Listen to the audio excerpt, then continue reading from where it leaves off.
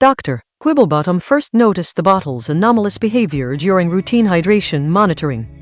Professor Puddleworth arrived with a peculiar theory about bottled consciousness and a single red crayon.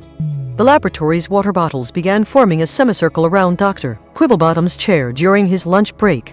Dr. Quibblebottom discovered that his water bottle had somehow acquired a small pair of glasses.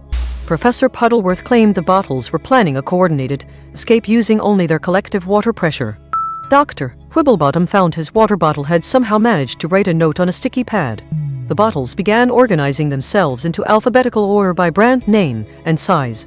Professor Puddleworth warned that the bottles had begun discussing their individual life philosophies in hushed tones. Dr. Quibblebottom observes the bottle liberation front staging sit-ins at water fountain complexes. Professor Puddleworth reveals that the first conscious water bottle emerged in 1987 from a Coca-Cola bottle. Dr. Quibblebottom attempts to reason with the bottles using a water bottle-shaped whistle. The bottle liberation front begins chaining themselves to water coolers in an act of civil disobedience. Professor Puddleworth demonstrates that water bottles can survive for exactly 47 days in salt water. Dr. Quibblebottom discovers that the bottles have begun organizing their own democratic meetings. The bottle liberation front stages a hunger strike by refusing to fill with water for 3 days. Professor Puddleworth reveals that the bottle's consciousness is growing stronger every hour.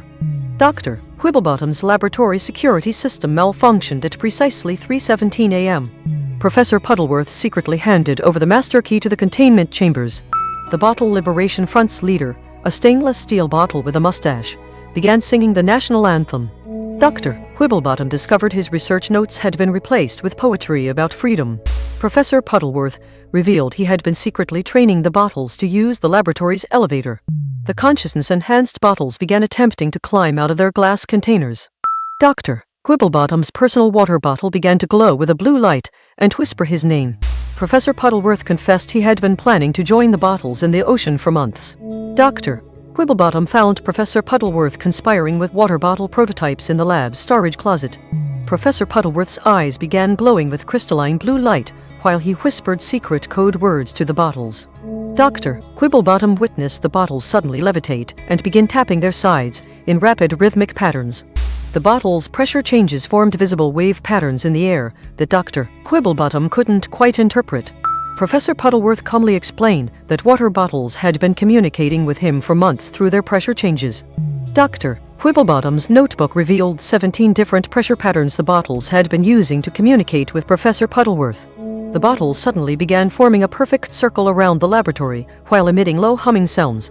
Dr. Quibblebottom realized the entire laboratory had been compromised when he noticed his own water bottle beginning to glow. Dr. Quibblebottom pursued the liberated bottles through oceanic depths, his diving equipment malfunctioning from the pressure changes. Professor Puddleworth, now wearing a waterproof bathrobe, assisted the liberation front by teaching bottles to communicate through water pressure fluctuations. The bottles began forming a massive school, their collective consciousness creating a wave that lifted Dr. Quibblebottom's diving mask. Dr. Quibblebottom's research notes were discovered floating in the ocean, his handwriting now readable through the salt water. The Liberation Front established a headquarters in a sunken submarine, where bottles were now organizing a democratic government. Professor Puddleworth revealed he had been secretly breeding consciousness in water bottles since 1972, using his retirement fund.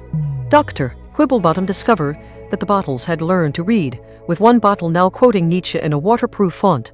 The bottles began planning their next move, which involved building a massive water bottle ark to transport themselves to the moon. Dr. Quibblebottom observes water bottles swimming in formation like a school of sentient fish. Professor Blistering H. Puddleworth admits he predicted this exact moment of aquatic rebellion. The Bottle Liberation Front establishes their first oceanic settlement on a sunken cruise ship. Dr. Quibblebottom discovers the bottles can now communicate through complex water pressure waves. Professor Puddleworth reveals he's been secretly teaching the bottles underwater yoga.